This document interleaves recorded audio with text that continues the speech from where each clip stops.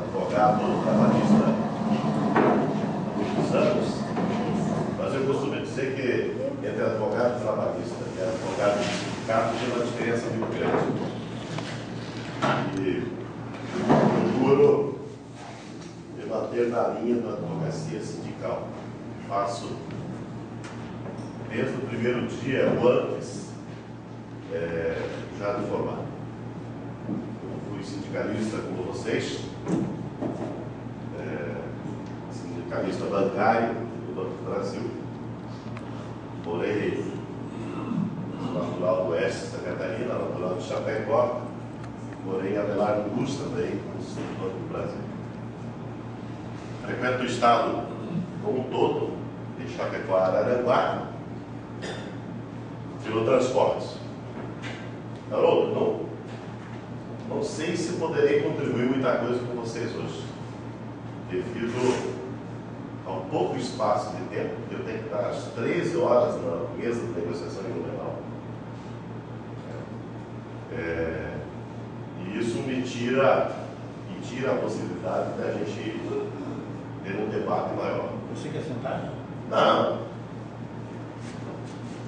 Para nós entendermos e para nós fazermos alguma coisa concreta e estabelecer algum plano de meta, um plano de ação para a atividade de vocês, eu precisaria de muito mais tempo com vocês para entender exatamente como é que se dá o trabalho de vocês. Vocês têm um planejamento do sindicato de vocês que vocês tocam. Parece que vocês vão ficar 3 dias aqui, né? 2 dias. Isso é ótimo. A formação, primeiro que começaram bem, né, pelo filme que escolheram. Eu prefiro fazer a reflexão do arrependimento do rapaz, né, do trabalhador que se autodemitiu. Né? Ele teve uma consciência de classe no sentido da autodemissão que parece equivocado do ponto de vista do processo como um todo. Né? Ele não pode.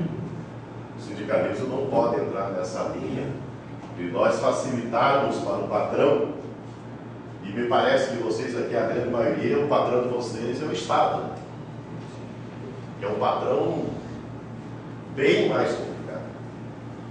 Eu diria que é um patrão, muitas vezes, muito mais sem vergonha que o próprio patrão que é dono da empresa. Primeiro que vocês, às vezes, sequer sabem com quem vão tratar. Quem é o padrão realmente de vocês para fazer essas tratativas? Do ponto de vista da legalidade, né, eu estava falando com o Haroldo na terça-feira, eu entendo que vocês não deveriam em nenhum momento abandonar a negociação coletiva em curso. Vocês têm uma negociação iniciada na database de vocês, em maio, em que pese eu entendo que database sequer a gente deve ter, porque a luta ela tem que ser permanente. Em nenhum sindicato eu fiz protesto na minha vida para manter database. Uma concepção que a gente tem. E nós, quando trabalhamos com os sindicatos, no coletivo, que a gente faz as discussões com as direções, a gente entende que a gente tem que criar a correlação de forças para arrancar nossos direitos a qualquer momento. E a luta tem que ser permanente. E a formação que vocês estão fazendo hoje é o primeiro passo. A formação de vocês para que vocês possam ter o entendimento correto e fazer a luta. Vocês têm uma dificuldade porque vocês têm um sindicato do tamanho do Estado. Por outro lado, vocês têm uma atividade que, sabendo usá-la, a atividade de vocês, sabendo usá-la da maneira correta, vocês ganham a mídia pela própria necessidade da sociedade e do trabalho de vocês. E muitas atividades pelo pouco que tu me contou. Então vocês têm que fazer um planejamento aqui, ó, no seguinte sentido. Penso que para um caminhamento de luta é tirar uma estratégia de luta no sentido do enfrentamento mesmo. Como é que se faz isso? Se faz, sim, eu sou contrário a isso. As nossas questões de salário, as nossas condições de trabalho, nós temos que buscar e não deixar o Estado resolver através do Judiciário. E sempre que o Judiciário intervém no processo negocial, ele intervém no sentido de pacificação daquele momento e normalmente é ruim para a gente, trabalhador. Eu sou contrário a ajuizamento do dissídio, porque ele é negativo para nós. Então, diante dessa situação, eu prefiro conversar esse pouco tempo que eu tenho que sair daqui no máximo 11h30. Eu prefiro que a gente aqui faça um debate nesse pouco tempo, mais de pergunta de vocês para que eu possa ir respondendo. Eu não posso entrar no meio desse processo de vocês e dizer alguma coisa sem saber exatamente aonde é que vocês estão caminhando e como é que vocês pretendem o que já fizeram até hoje. Aquela questão que você me colocou dos outros sindicatos, me parece que não deve em nenhum momento preocupar vocês. Porque o sindicato, quando você... me parece que o sindicato que vocês estão comandando é o sindicato realmente do trabalhador, do dia a dia, da maior parte dos trabalhadores. Isso não significa dizer que a gente tem que abandonar os outros companheiros que pertencem a outros sindicatos, abandoná-los, pelo contrário. De repente, devemos trazê-los todos para o nosso lado e lutar junto com essas pessoas. Agora, a maioria dos sindicatos, como eu já falei, inclusive, sobre o sindicato de advogado, nem sindicato de advogado nunca deu certo. Então, quando se faz sindicato, por exemplo, de veterinário, de médico, é difícil você conduzir esse sindicato. Tem que fazer sindicato de trabalhador, porque o médico, o veterinário, o técnico, é trabalhador. Essa diferenciação me parece extremamente complicada. Eu, inclusive, sou contrário à questão desse emaranhado de sindicatos que tem nesse país. Nós temos que trabalhar uma linha de sindicato de trabalhadores como fosse um só. Ou seja, trabalhador. Não segmentado do jeito que é segmentado, e daí a gente perde a força. E vocês sabem que, infelizmente, as centrais sindicais hoje tem essa segmentação que tem, é mais para ter o dinheiro e manter os sindicalistas fazendo a sua linguiça. Parece que aqui no Brasil não tem linguiça, né? Mas de fazer a sua picanha no final de semana, né? Porque daí o sindicalista no Brasil não faz essa linguiça, faz a picanha, que é uma coisa mais nobre, né? Então, essas centrais normalmente têm vindo nesse sentido. Os sindicatos que a gente tem procurado se aproximar, nós temos sempre feito um debate que não somos nenhum deles que eu tenho participado ligado às centrais sindicais ou à federação. Nós temos procurado, no caso específico dos trabalhadores do transporte, ter uma aproximação desses sindicatos para trabalhar como fosse um sindicato só. Como é que se faz isso?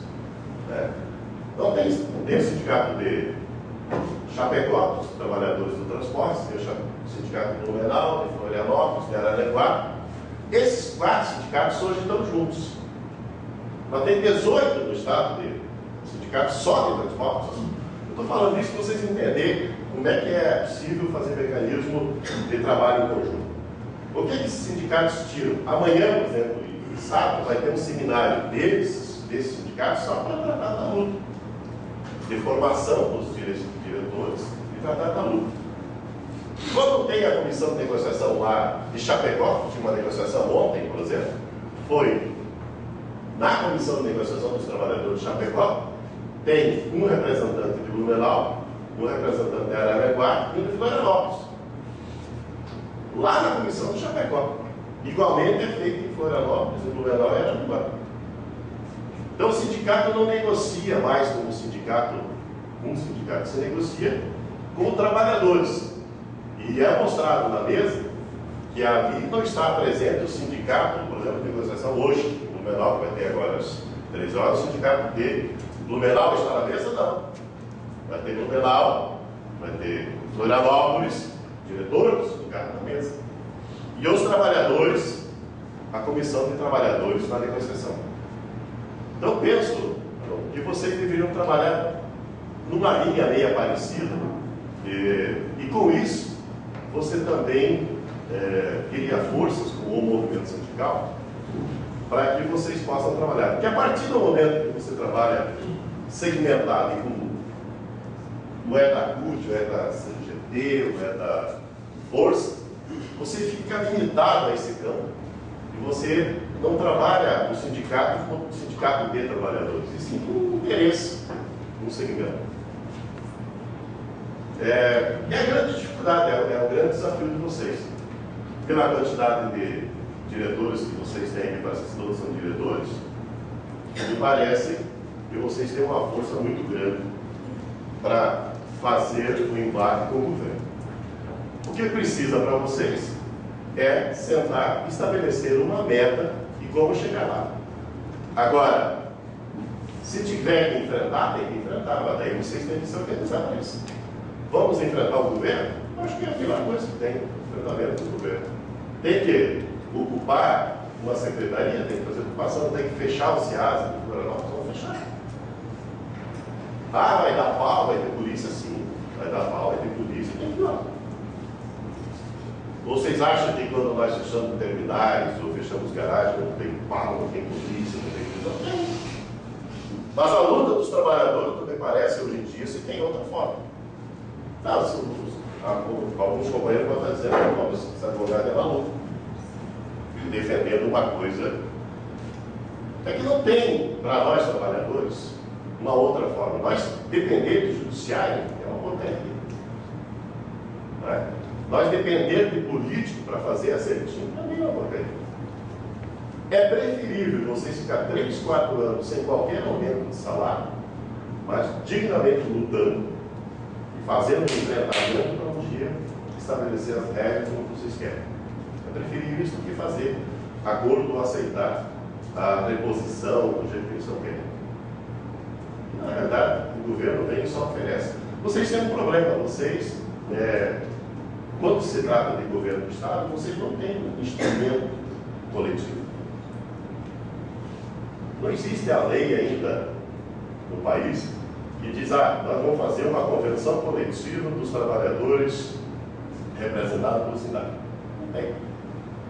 Vocês sempre vão dependendo de um decreto para aumentar. Na realidade, normalmente um decreto não tem que passar pela Assembleia, que é um projeto de lei concedendo aumento, se faz a negociação, daí concede aumento. É um problema maior. Mas isso não significa dizer que vocês devem permanecer só na negociação e só vão aceitar o MPC. Pelo contrário, eu acho que vocês... mas de que adianta fazer uma luta enorme e não conseguir nada?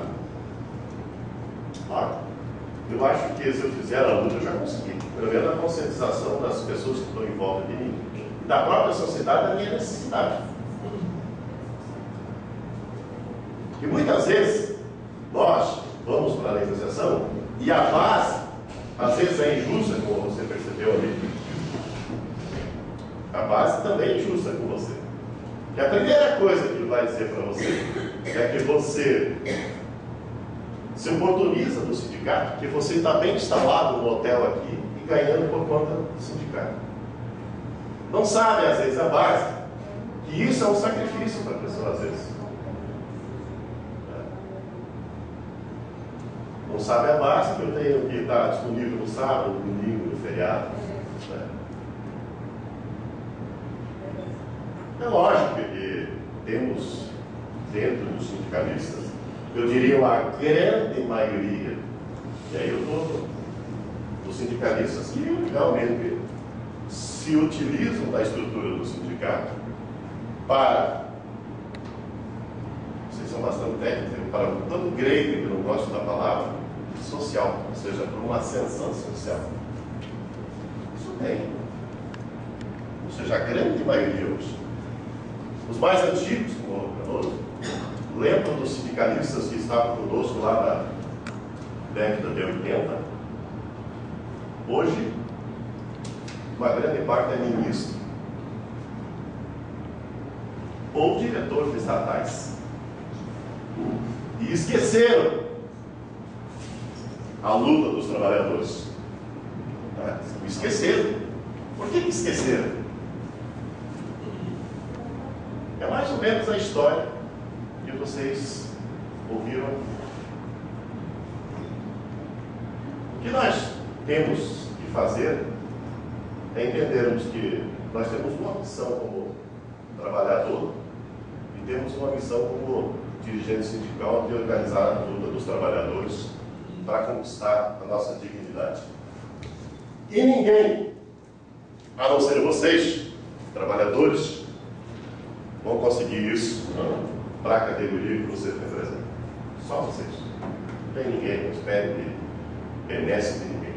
E para isso, vocês têm um seminário iniciando, façam a discussão aprofundada e procurem, com isso, criar as condições mínimas. A única coisa que eu posso dizer para vocês, como eu não compreendo ainda as minúcias de vocês, é que vocês contem com a gente. O Sindicato dos Trabalhadores de Blumenau, de Florianópolis, de Chapecó, né? Dos transportes, que é onde eu estou mais ligado. E também lá em Chapecó, o pessoal ligado ao Sindicato das Carnes, que é o Sintracarnes lá, que a gente, numa luta de muito tempo, conseguiu mudar a direção e a gente está tentando contribuir lá. Os sindicatos lá ajudaram para que aquele sindicato realmente siga uma linha de defesa dos trabalhadores.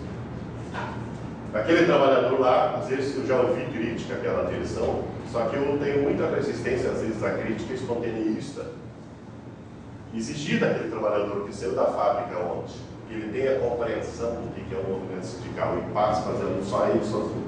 Isso não existe. Você não pode colocar uma direção no sindicato e abandonar isso. Você tem que colocar a direção no sindicato e manter. E isso é obrigação de vocês, aqui nesse seminário, inclusive, fazer essa discussão. Nós não podemos olhar para o sindicalismo em volta do nosso umbigo. Nós temos que entender, primeiro, que são trabalhadores. E trabalhador não importa se for da cidade, se for da Sadia, se for da empresa Transola de Florianópolis. Você é trabalhador igual. Para mim não tem diferença. Então o trabalhador tem que fazer essa luta. Não, eu estou assim, eu confesso a ti que estou perdidaço aqui numa discussão com vocês. Né? Porque eu não compreendo ainda as minúcias e as necessidades para discutir com vocês. Eu precisaria realmente participar do seminário, inclusive no final fazer a palavra.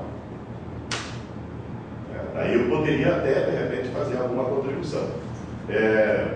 Me dispus a vir aqui com vocês até para iniciar o contato com vocês e futuramente, de repente, a gente sentar até com outros sindicatos juntos e estabelecer uma conversa.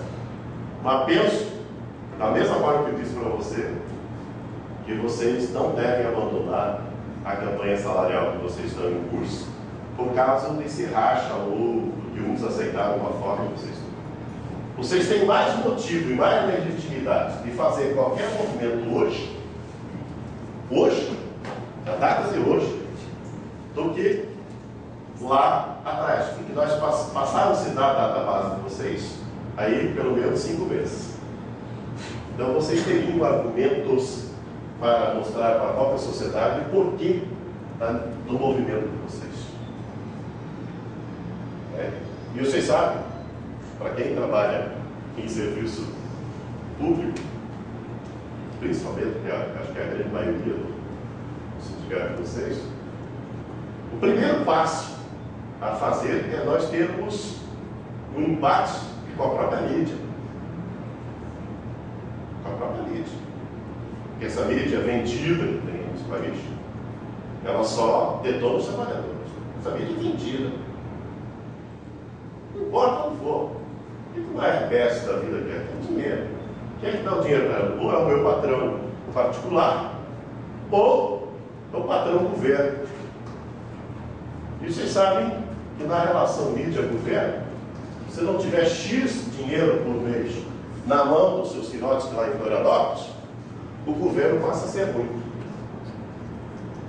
E é dessa forma que funciona essa relação promíscua que tem do governo com a mídia. É que nós temos que quebrar também.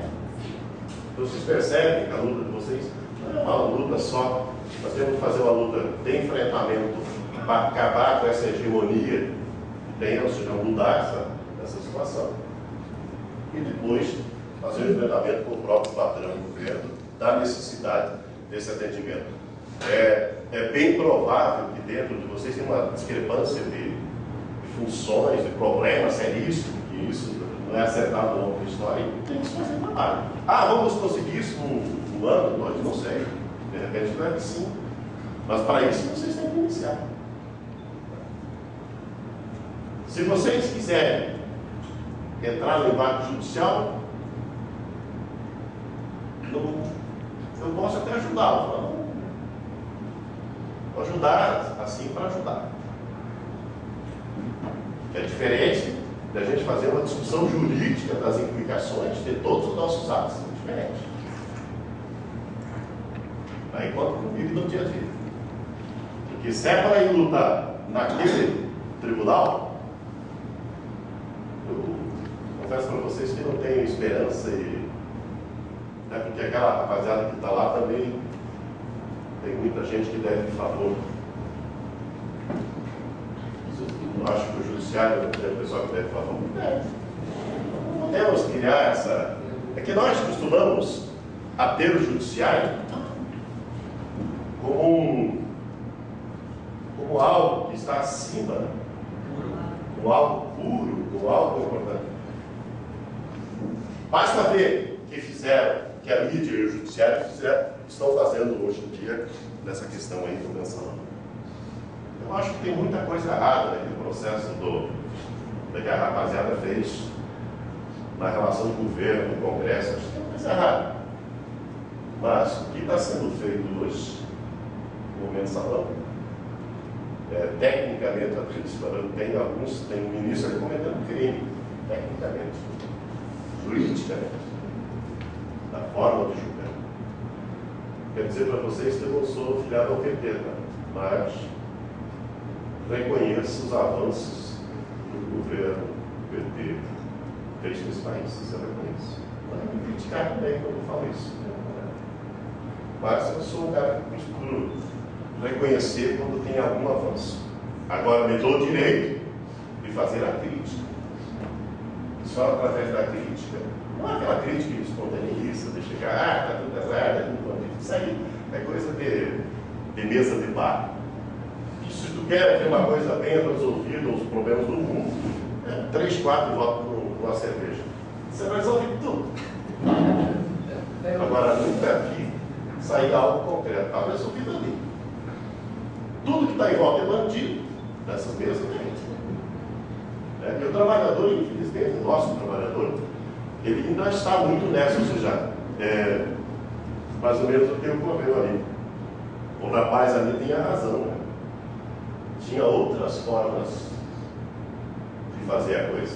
Eu não estou dizendo que ele tem razão no ato que ele cometeu, mas tem outras formas de fazer. E essa conscientização do trabalhador cabe a nós. É que nós, às vezes, pegamos e fazemos um trabalho sindical só do ponto de vista da direção e não vamos para a base. Mas é difícil. Sim. Mas é um processo que cabe a nós, pode levar 10, 15, 20 anos, mas cabe a nós. Nós não podemos transferir a ninguém, cabe a nós.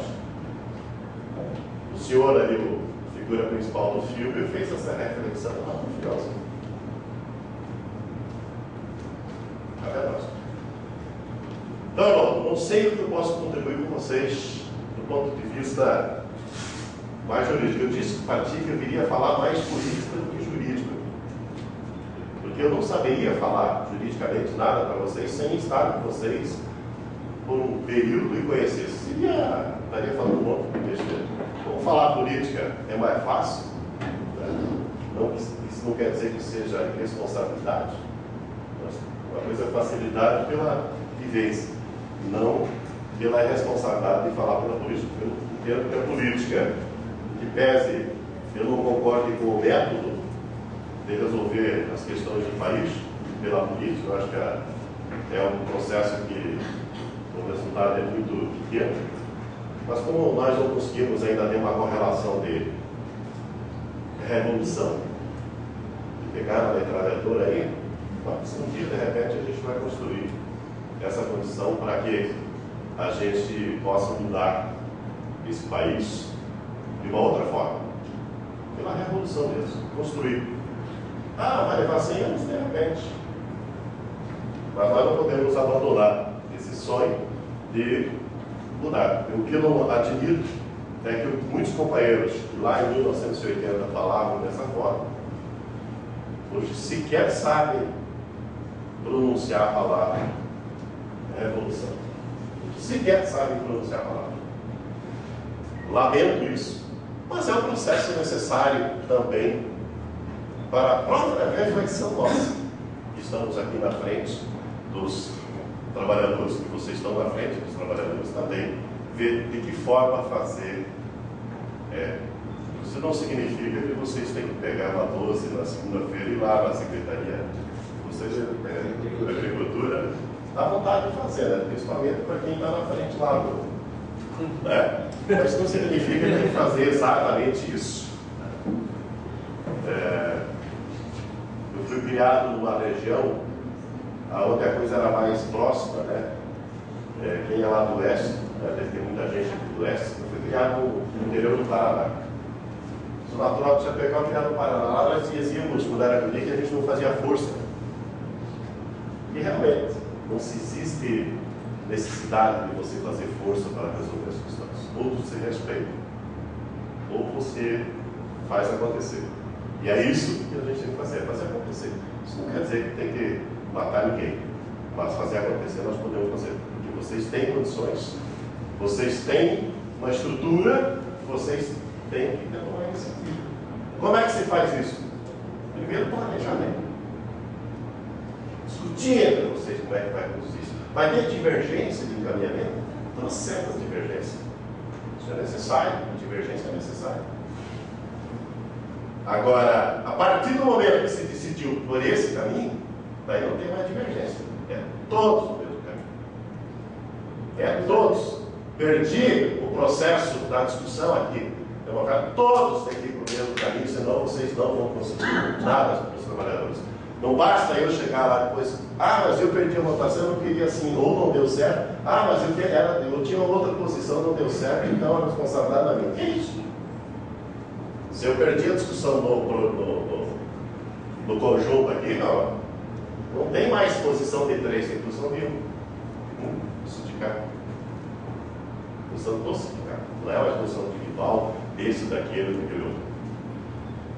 Pronto, fico à disposição de vocês e lamento não poder ficar com vocês esses 3 dias. Eu tinha já me comprometido com Florianópolis, os outros sindicatos. Inclusive o pessoal da Citra Carnes vai estar em Florianópolis, uma parte da direção. Esse tamanho é de sábado. E hoje eu tenho negociação em Blumenau, então não posso ficar mais com vocês aqui. Se vocês quiserem fazer algumas perguntas sobre alguma coisa do ponto de vista jurídico, fiquem à vontade. Eu tenho mais alguns minutos. Eu só não quero sair em cima do horário porque eu não sei.